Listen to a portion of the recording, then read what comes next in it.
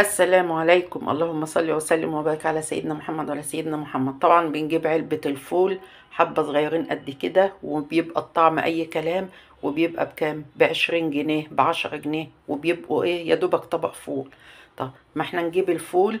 جبت الفول ونقعته كذا ساعة كده، يعني قولي حوالي 4 ساعات 5 ساعات، وصفيته وحطيته، والعدس برضو غسلته وحطيته.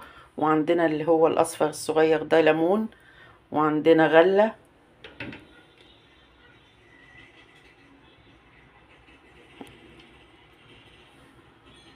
وهحط معاه ايه طماطمية بشرة.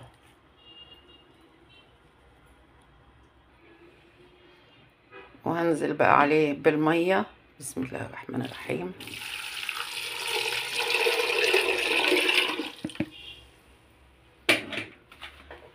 وهغطي عليه الحلة، ونشوف بقى بعد ما يخلص ان شاء الله. شايفين؟ بسم الله ما شاء الله، الفول خلص وبقى حاجة كده ايه بقى، زبدة. شايفين؟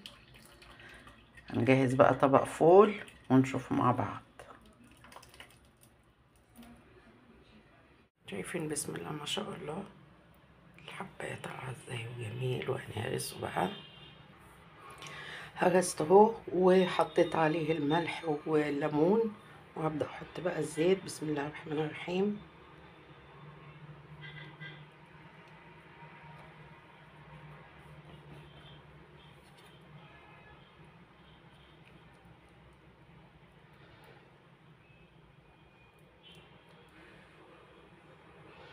اوفر وانضف من اللي بره مليون مرة.